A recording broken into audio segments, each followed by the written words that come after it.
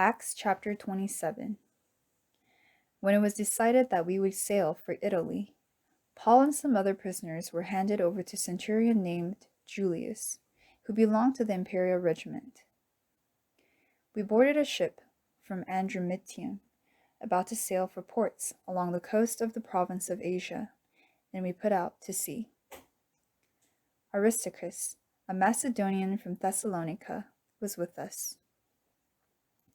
The next day we landed at Sidon, and Julius, in kindness to Paul, allowed him to go to his friends so they might provide for his needs.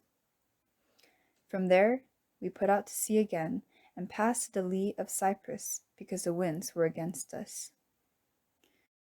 When we had sailed across the open sea off the coast of Cilicia and Pamphylia, we landed at Myra in Lycia. There, the centurion found an Alexandrian ship sailing for Italy and put us on board. We made slow headway for many days and had difficulty arriving off Cnidus.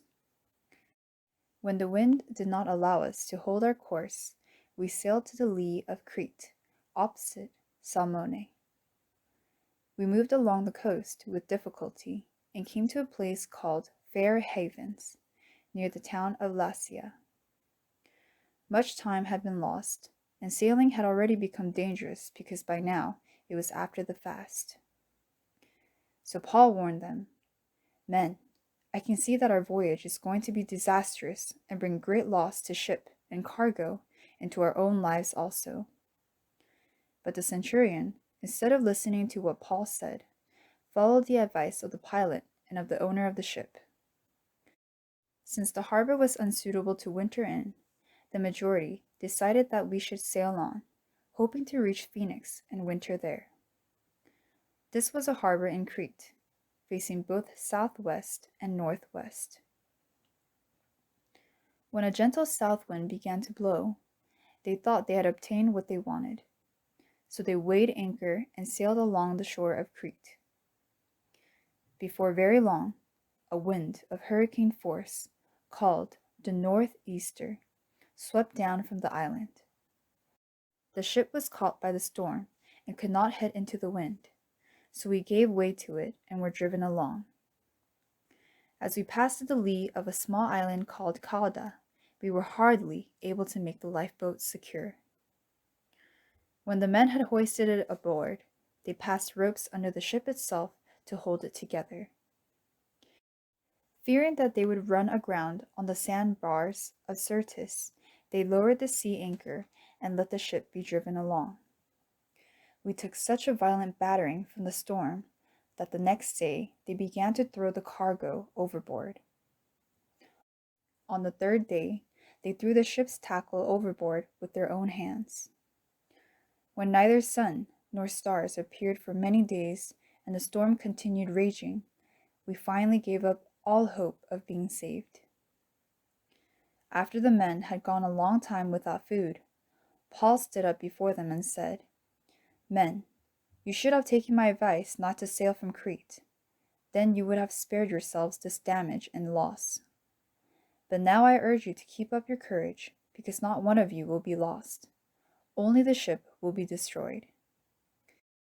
Last night, an angel of the God whose I am, and whom I serve, stood beside me and said, "Do not be afraid, Paul. You must stand trial before Caesar, and God has graciously given you the lives of all who sail with you. So keep up your courage, men, for I have faith in God that it will happen just as he told me. Nevertheless, we must run aground on some island."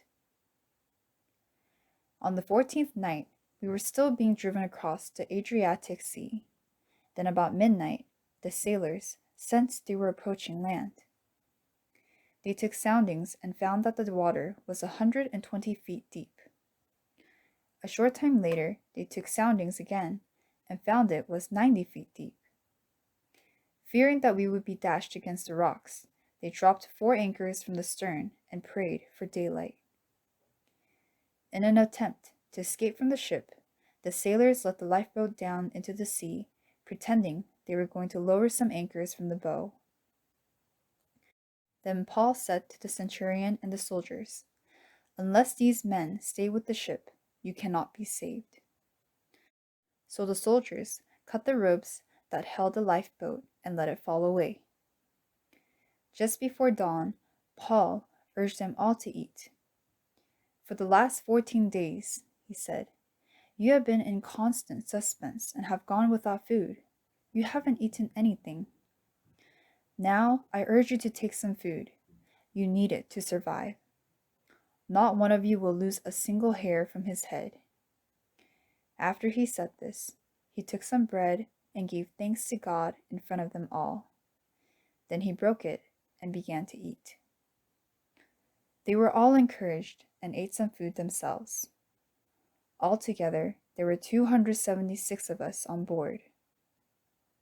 When they had eaten as much as they wanted, they lightened the ship by throwing the grain into the sea. When daylight came, they did not recognize the land, but they saw a bay with a sandy beach, where they decided to run the ship aground if they could.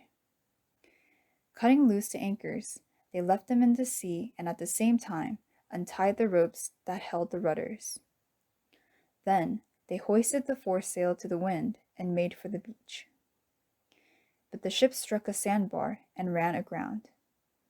The bow stuck fast and would not move, and the stern was broken to pieces by the pounding of the surf. The soldiers planned to kill the prisoners to prevent any of them from swimming away and escaping. But the centurion wanted to spare Paul's life and kept them from carrying out their plan. He ordered those who could swim to jump overboard first and get to land. The rest were to get there on planks or in pieces of the ship.